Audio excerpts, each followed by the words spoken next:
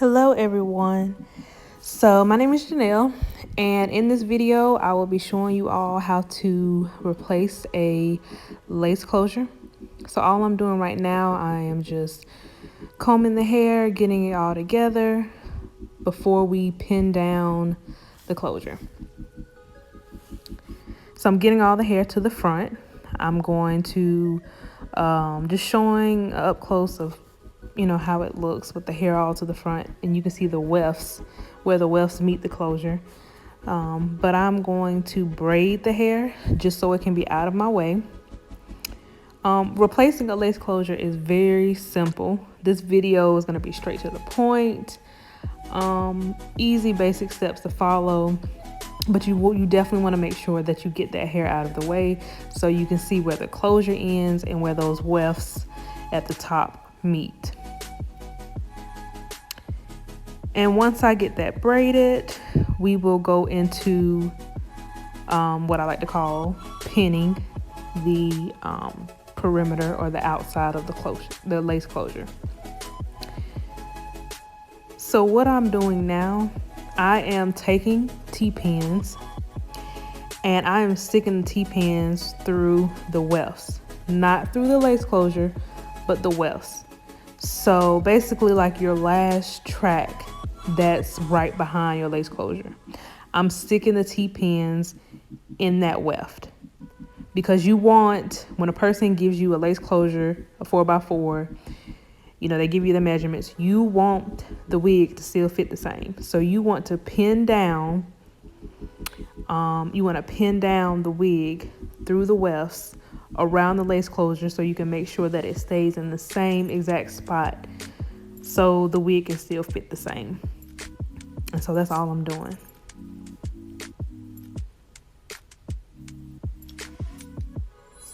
You can always go back to add in whatever pins you need. And there you go. So now what I'm gonna do, after you have pinned down that lace closure really good on, not the lace closure, I'm sorry about that. But after you have pinned down the wefts really good, you wanna go ahead and start cutting the lace closure. This is where you will cut around the perimeter of the lace closure, right in front of your wefts. So once again, you'll cut around the lace, but right in front of the wefts. So that's why it's very important to add as many pins as you can on that last row so it doesn't move too much. But you'll see once you cut that lace closure out that it'll be able to fit a new 4x4 lace closure. And in this video, this was a 4x4 and I'll be replacing it with another 4x4. And I had to, for some reason I had to take the pin out and put it back in because the scissors was cutting the T-pin. So all I did was remove that T-pin, put it back in, and cut on the other side, like I said, around the perimeter of the lace closure, right in front of that weft.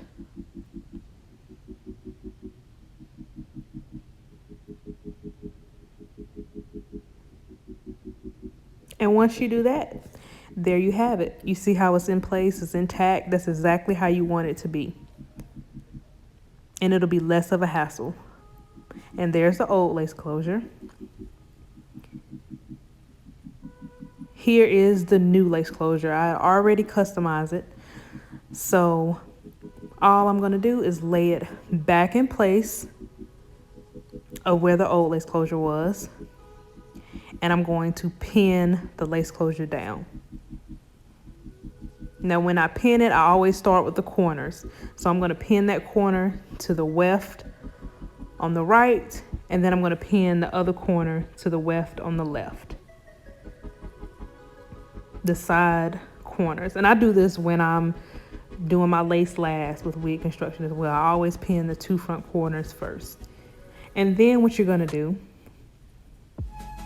similar to what you did in the beginning, you're gonna take your T-pins, but this time you're gonna stick your T-pin through the lace and through the weft. So once again, it will be through the weft, but this time you're sticking it through the lace, like the perimeter though, the perimeter of the lace closure, and sticking it through the weft. And you just do it one by one at a time. And as you can see, I was taking extra T-pins and like from the front and pinning them down, but at some point I'll just take the pins that were already in, I think right here, I'll just take it straight out and put it right back in. But like I said, you will put the T-pin through the lace and through the weft. Very simple, very easy.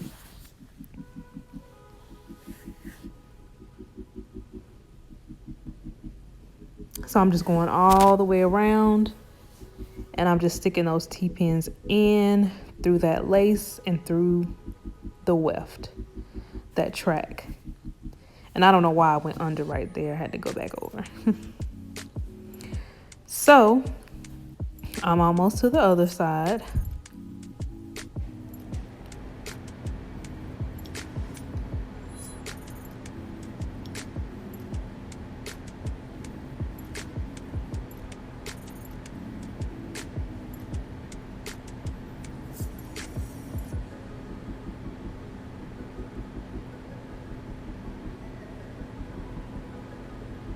Getting all the hair out the way. Sometimes the hair kind of comes out of the braid or ponytail. I recommend braiding the hair, but you could do a tight ponytail. And as you can see, when I was struggling with that hair, I had to kind of get right. But I'm still continuing on the left side, pinning that side down. And there you have it. So the lace closure is now pinned in place. So as you can see, the pins are in place, and your final last step is just to sew the lace closure, the new lace closure, onto the wefts, the new onto the wig.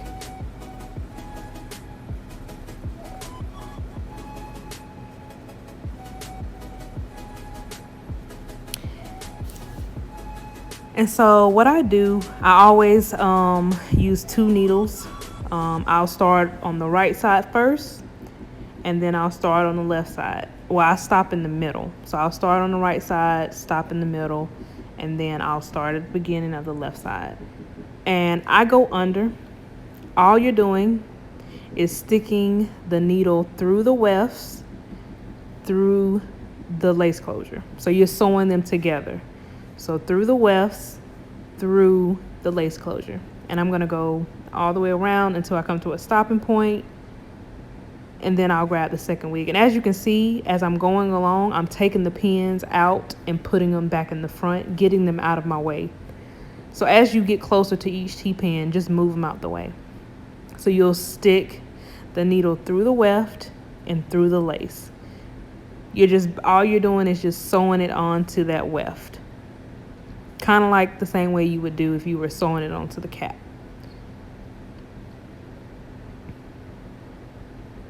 And once again, through the weft and through the lace. And some people like to go over. When I sew on my lace closures, I go under. And also throughout, I will knot here and there. I will like knot my thread. I don't do it every single time, but you can do that as well if you want to knot every single time. So through the wefts and through the lace.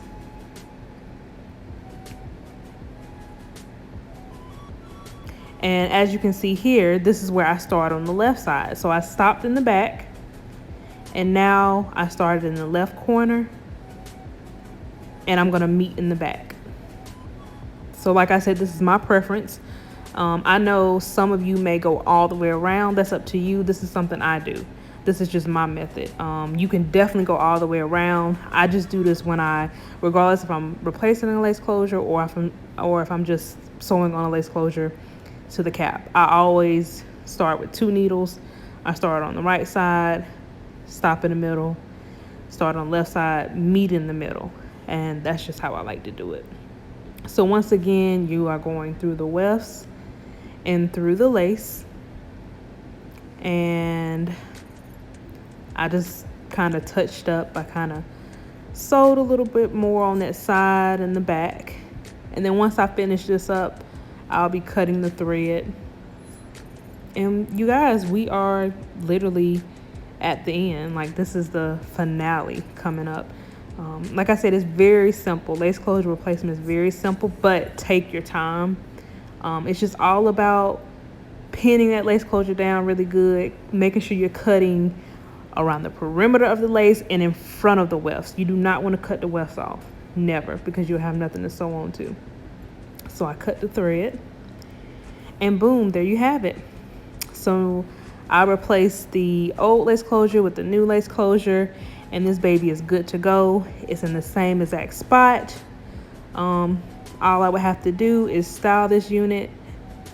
So I hope you all enjoyed this video. I have more videos to come, but this is how you replace a lace closure. Doesn't matter if it's a 4x4, 5x5, just make sure you tell the client to get the same exact size and you're good to go. Thanks so much for tuning in. Make sure you give me a thumbs up and subscribe to this channel.